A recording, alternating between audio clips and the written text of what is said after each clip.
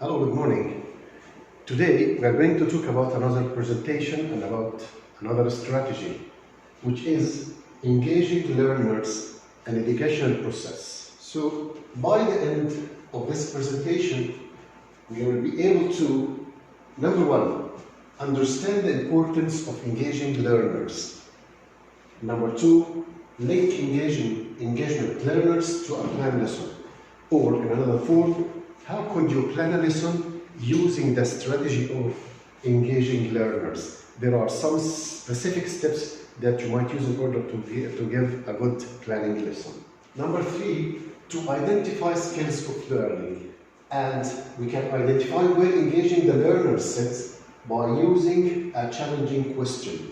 And we will know what do we mean by challenging questions and how do challenging questions support engaging learners in the educational process. Okay, so if I ask you to look at these two pictures, we have some specific question words here. I want to analyze these pictures by using these question words. For example, one, what can you notice about these two pictures? Could you tell me? Of course, you will see that this picture, the teacher is very active and the students are engaging in the teaching process or learning process as well. For that picture, you can see that the class is lazy. That boy is sleeping because he doesn't care about what's happening between the teacher and the pupils. You can see that this lady doesn't give any attention for what's happening by the teacher itself. Okay, my second question is, why do you think that these two classes are completely different? Yes, somebody would say that maybe because of the teacher activity here and the teacher activity there. That's right. Maybe somebody would say that the class objectives or the lesson objectives themselves are completely different and doesn't give any attention for the pupils to share and engage in the teaching process. You have different kind of answers why these two classes are completely different. That's right. The third question is when. When do you think that these two classes happen? When does this class happen? When the teacher is active, when the pupils are active as well, and they respond to what the teacher asking them, of course.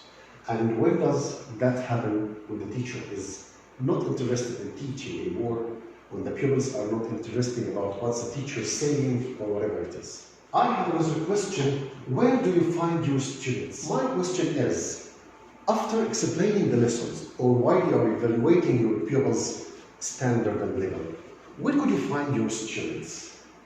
Okay, here we have different stations, different stops about what the teacher say and how can he find his students. Okay, sometimes you can find the students never care about the homework at home and they go to bed directly without revising. Sometimes they are sleeping, sometimes they get ready for doing homework and studying the lessons. Here we have different steps. You as a teacher, where can you find your students according to what you have taught them and what you have explained to them? You can choose and you decide. Normally, before going through the lesson, you have to warm up your students. You have to motivate them. You have to get their attention in order to be ready of what you're going to explain to them. So here, individually or in pairs, write on post-it notes what you understand by. For example, you can ask them to write on post-it notes what they can understand by what's happening in the lesson. Suppose you are going to talk about your country, for example. So you can ask them, for 1 minute, I want you to write about your country. Any simple sentence related to your country. They can write about the weather, the famous players, the famous characters, and so on. And then you ask them individually to give you what's happening. What did they write? Number two, write an answer that might come to mind using a challenging question. This strategy is very, very interesting and very, very important. Why? Because here you give them a challenging question, a question that doesn't challenge them. No, it's a question that it arouses them in order to give out-of-box answer. For example, if you ask them, what would you do if you are alone in the desert and you find a lion and a tiger come towards you? So it's a challenging question, because be sure that they are not going to give you very simple sentences, very simple answers, but they are going to give you out-of-box answer. Somebody would say that I'm going to run. Somebody would say that I'm going to jump or climb the tree. So any answers are acceptable. Be sure of that. Don't tell him, no, your answer is wrong, because it's a challenging question and he answers it wrong out of the box. So all the answers are acceptable. And I'm going to show you some challenging questions that you might use while explaining or while warming up your students.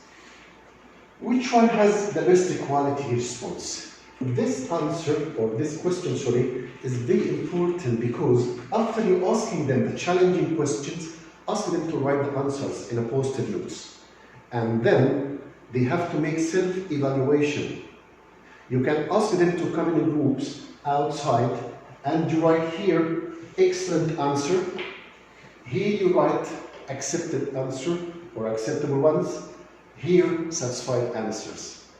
And while explaining the question and while you are engaging together about the answers, you ask them by themselves to go outside and they have to post their answers in the correct column. So one of the students would come out and find that his answer is excellent. So he would self-evaluate and he posted his answer in excellent column. The other one would say that his answer is not completely right. It doesn't relate about what's the discussion talk about. So he would post his notes on what we call satisfactory answer or acceptable answer. So in this case, you give the students a chance in order to evaluate themselves by self-evaluating, and you yourself get out-of-box answer from this. A challenging question, if you could stop a bad habit that you have, that's very simple form of another challenging question. If you could stop a bad habit that you have, which one would you stop? And then you ask the students to write their answers. Somebody would say that I'm talkative, so he would say that I wish I could stop this bad habit, talkative. Somebody would say that I'm nervous, so I wish I could stop the nervous, being nervous, and so on. Another one, if you had to lose an arm or a leg, if you had to lose an arm or a leg, which would you choose? Which one would you choose if you are to lose an arm or a leg? Of course, it's a challenging question, because the students will say that, how can we lose arm or leg? We cannot move, we cannot use our hands. So that's a challenge. Here we have different challenging questions that you might use in warming up your class, like that one. If you had only 24 hours to live, what would you do? Number two, if a classmate asked you for the answer to a question during an exam, while the teacher was not looking, what would you do? If the whole world were listening to you, what would you say? If one song were to describe your life, what song? Which song that might describe your life? If you bumped your car into another car, but nobody saw you do it, what would you do? Of course. Would you leave your name and address, or would you leave the car and go away without any precautions or without telling the other person about your address and name? If you could ask God any one question, what question you might ask for God? Here we have different challenging questions. You'll find that it's not simple. They are not simple ones, but they need the students to think out of box in order to motivate themselves and activate their minds as well. Okay. The next one, Here we have different ways in order to motivate your students. Okay, number one, teach things that will relate to their next step in life. Students always eager to talk about their coming or the next step of life. So if you ask them one question about their coming future, they will be very happy to talk about. Even they spoke grammatically wrong, but they will speak. Alright.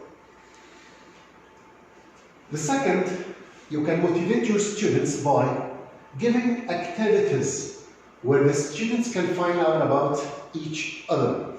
For example, you can ask them about different sports they like to practice. You can ask them about different sports they are practicing together or individually. They would say very good answers about that. If you ask them about competitions, they are eager to talk about competition, different competitions, especially in the sports field. Here, very important motivation way. If you ask them to talk about their celebrities or their people or favorite ones, they will speak. And especially for guys, they will speak about their sports celebrities or their sports people. They will talk much about them. Here also, that's for excellent students. If you ask them about quizzes, you give them different quizzes and you ask them, you negotiate with them about the answers for these quizzes. Of course, you will get very important answers. The most important things for all these elements, you yourself must be motivated. You must stay motivated by yourself. Because once you lose motivation, you cannot pass the motivation methods to your students. So you yourself must stay motivated. For example, here, that's what I meant by the other slide. If you ask them to talk about very important celebrities or very important event, like that one here, Football Cup, and Egyptian team won the Football Cup, so they are eager to talk about their celebrities here, about the event itself.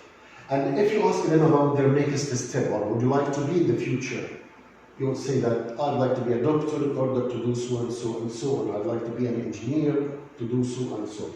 And here they can write about their future, about their next step in the future by showing their pictures or something relates to their next step in the future.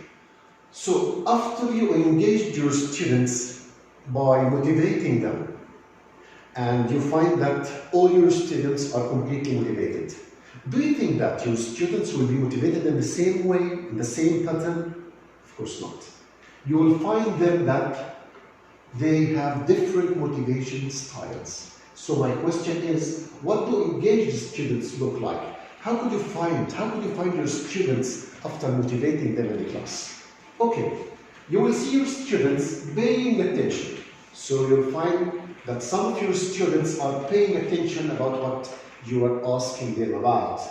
They are alert, they are tracking with their eyes, they are eager to know everything you have said because they want to prepare good answers for your questions. Others, they are taking notes. You'll find that other students are taking notes about what's happening, about your questions, about their colleagues' answers, and write notes about that. Others, they are listening. You can find other students are listening as opposite to chanting or sleeping. Okay. Others are asking questions. You will find other students, they are asking you questions, or they interrupted their colleagues and asking them questions about what they are talking about, content related or in a game. You can find other students responding to questions in all groups, small groups, or individually. They want to know about the questions. They want to get answers about the questions. You can find others following requests. They are participating to physically respond, and they are eager to listen storytelling about what's happening Others are reacting, laughing, crying, shouting. You can find them. These are the naughty boys. You can find them, they are laughing, they are not caring about what's happening in the class. They are crying because they are cheating with each other, they are hitting each other. They are shouting because they want to go out of the class, they want to excuse to go to the WC and so on. So that's what we call the naughty students actions. Here in this one, I have very simple strategy that you might use in order to prepare a reading text in the class. So imagine analyzing a reading text. How could you engage your students to understand the reading text? If you have a reading text in your lesson, what are your procedures in order to introduce that reading text to your students?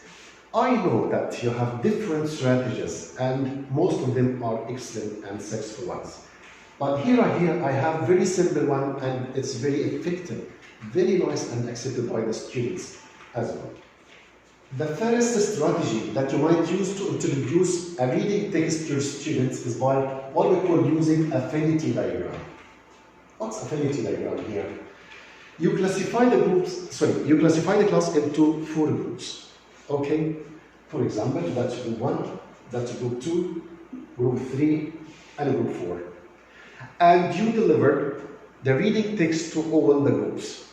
And then you ask each group to do a task that's completely different from the other. Okay? So you ask from group 1 to read silently together and take out the new vocabulary. So group 1 here, they are going to talk about vocabulary. They write all the difficult words that they might find in the text.